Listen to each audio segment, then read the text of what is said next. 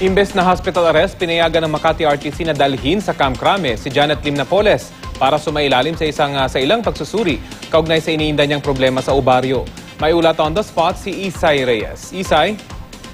Rafi, napagdesisyon na ni Judge Elmo Alameda ng Branch 150 ng Makati Regional Trial Court na dalhin na lamang si Janet Lim Napoles sa Campo Crame para doon sumailalim sa mga medical tests na kailangan itong daanan matapos nga siyang makitaan ng ovarian tumor. Noong Martes, noong isang linggo, sinumite ng kampo ni Napoles ang mosyon sa Branch 150 ng Makati RTC at ngayon nga ginawa ang hearing ukol dito kung saan itinatawag ang mga doktor na tumingin kay Napoles na sila Dr. Elsie Pasco ang kanyang OB-gynecologist, si Dr. Ramon Elasigue ang kanyang radiologist, si Dr. Michael Villa ang endocrinologist at si Dr. Angelo Luna na siyang tumitingin dito sa Fort Santo Domingo.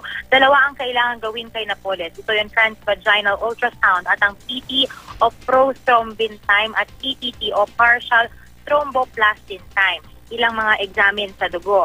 Nauna na kasing ni-request ng kampo ni Napoles na madala siya sa St. Luke's Medical Center sa Global City sa Taguig para doon gawin ang test. Pero ngayong araw, nalinaw na may mga gamit naman pala sa Camp Crame at hindi na kailangan sa St. Luke's sa Global City pa ito gawin. Kailangan kasi malaman kung benign o malignant ang tumor na nakita sa kanyang ovary pero nilinaw ng OB-GYN ni Napoles na hindi naman extreme emergency ang kondisyon ito.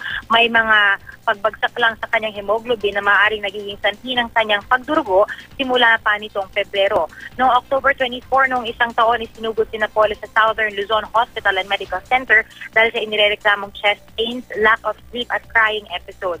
Matapos nga nito ay saka siya natignan ng endocrinologist doon mismo sa Fort Santo Domingo, saka inirekomenda na matignan siya ng isang OB-GYN. Wala namang objeksyon ang kampo ng prosekusyon ukol sa naging rekomendasyon ng korte, ganoon din ang kampo ng mga abogado ni Napoles na tumatayo para sa kanya.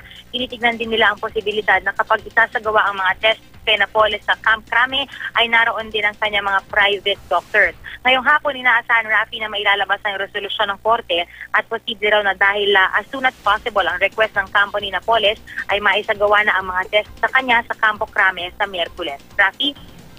Maraming salamat, Isay Reyes.